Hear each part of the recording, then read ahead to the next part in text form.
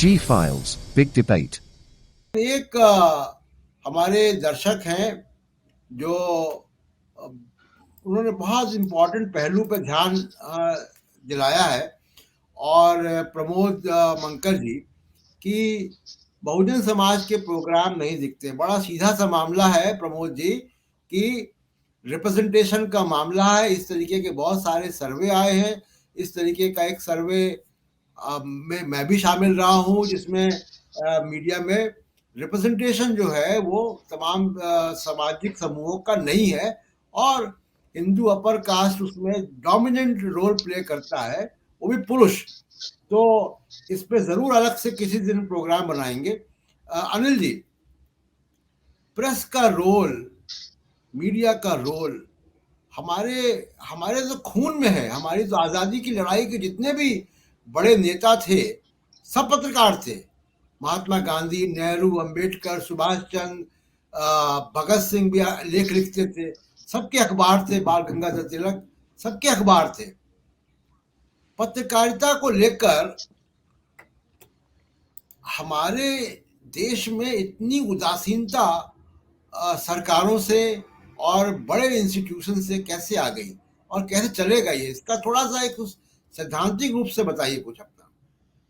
देखिए क्या है प्रशांत जी, हम लोग एकदम बड़े इमोशनल लोग हैं और जब आदमी इमोशनल होता है तो संकट गहरा होता है। और क्योंकि हम सब लोग साधारण परिवारों से आए हैं, हमारी सबकी अपनी सीमाएं हैं, लेकिन दुनिया इस तरह से नहीं चलती जिस तरह से हम सोच रहे हैं। और अखबार जो है, खबर, आज आपको लगता है क्योंकि हमारी चेतना का स्तर बढ़ गया है और इंफॉर्मेशन लेवल बढ़ गया है, खबर अनादिकाल से व्यापार रहा है, अनादिकाल से, सम्राट अशोक के जमाने से। आज भी कहते हैं खबर इज पावर, खबर is money, news is power, news is money.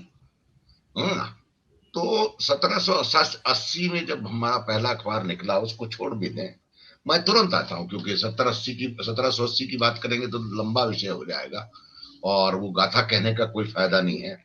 लेकिन आपके दर्शकों को मैं ये बता दूं, यूट्यूब के पास पूरी दुनिया में 230 करोड़ लोग हैं और यूट्यूब गूगल चलाती है, गूगल की कंपनी है, और 19.7 बिलियन डॉलर का 2020 में धंधा किया है उन्होंने। और उसकी जो मार्केट की रिसर्च है उसके हिसाब से 30.4% की ग्रोथ है हर साल, ईयर ऑन ईयर बेसिस। और हिंदुस्तान में 22 करोड़ 50 लाख जो है यूट्यूब के व्यूअर हैं।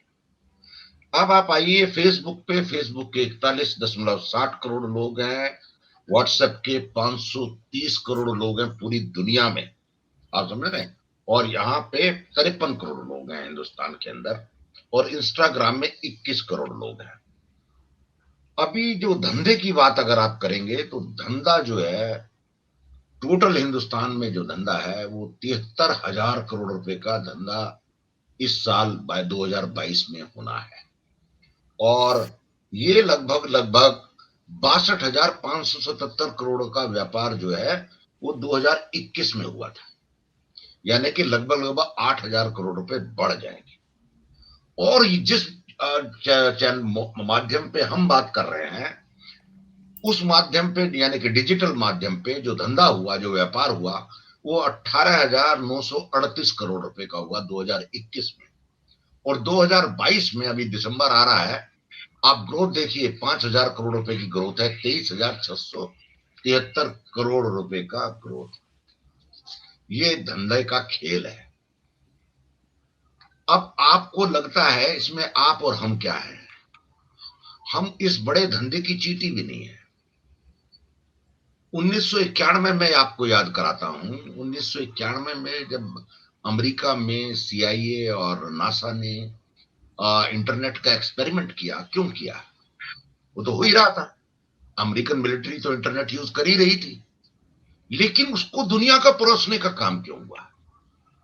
अभी हमारे एक मित्र ने कहा, धनंजय ने, शायद डाटा अमेरिका रखता है, क्योंकि अमेरिकन की जो डीप स्टेट थी उसको ये लगा कि दुनिया जो है ना स्टैटिक हो गई है, हमको जो चाहिए वो मिल नहीं रहा है। हमको क्या चाहिए? हमको डाटा चाहिए, हमको पैटर्न चाहिए, बिहेवियर चाहिए, उससे एक धंधा उपजेगा ना। तो 95 में इंटरनेट आ गया। जब इंटरनेट आया तो ऐसा बवाल मचा, लोग बड़े खुश हुए। आप समझ रहे हैं, वो नई नई मिठाई थी, सबने खा ली, शुरू कर दी। तो ये इंटरनेट की डायबिटीज हो गई सबको, अब पूरी दुनिया को।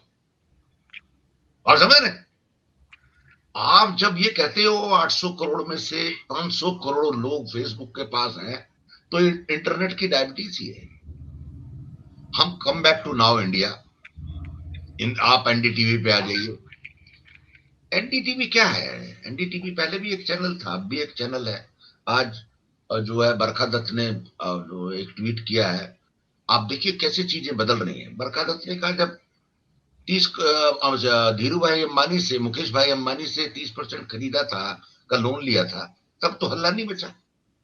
अब अडानी के खरीदने पे हल्ला क्यों मच रहा है? बात तो बड़ी वाजिब है।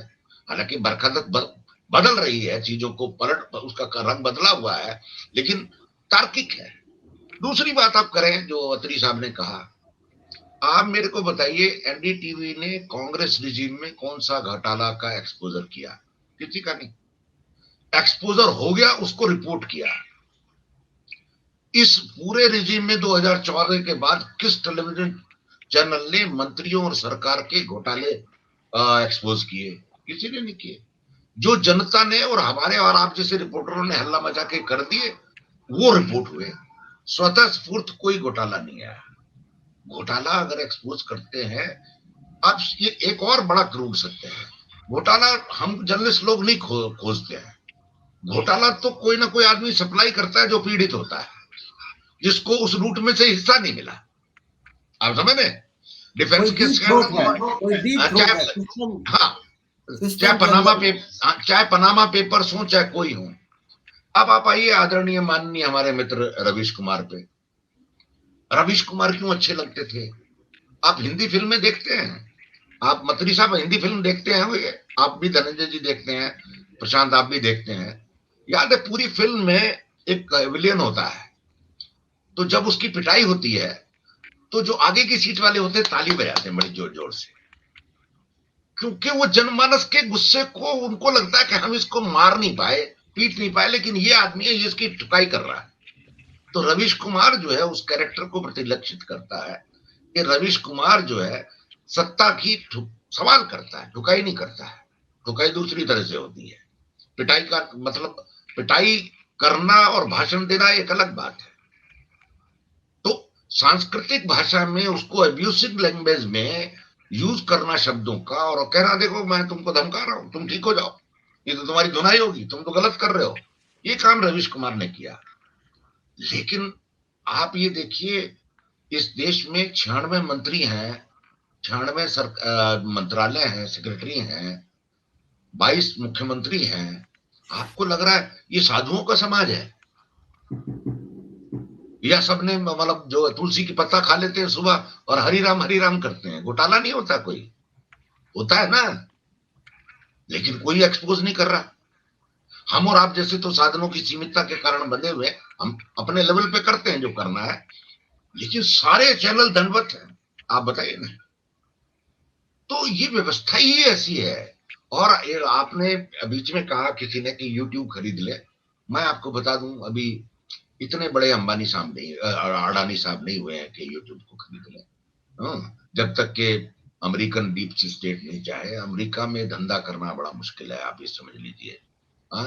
अमेरिका में इस तरह से टेक ओवर्स नहीं होते हैं।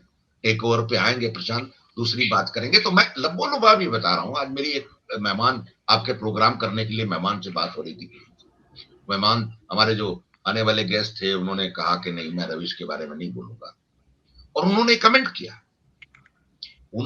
किया कि रवीश जो है मेगलोमेनिक हो गए, आत्ममुग्धता से भरपूर है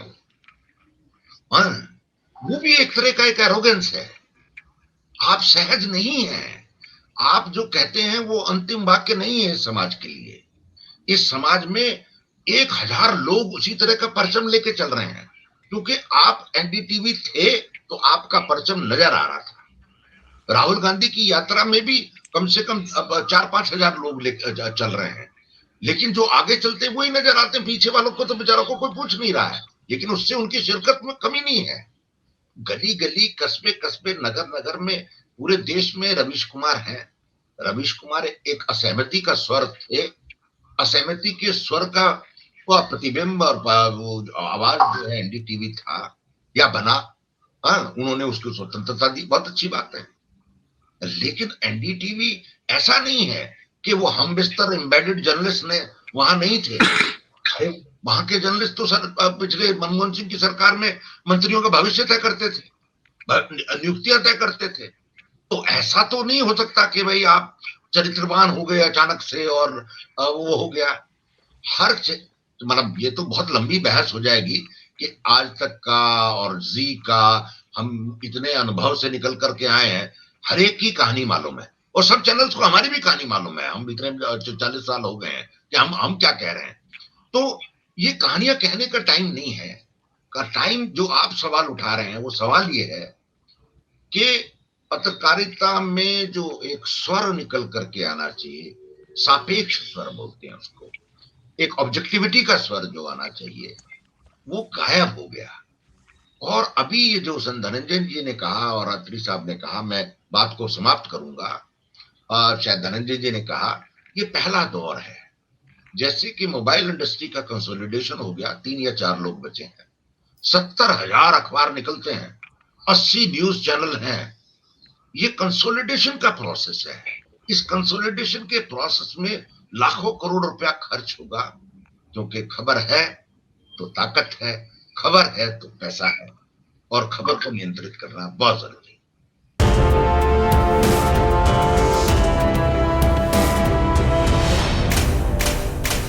G Files, Big Debate.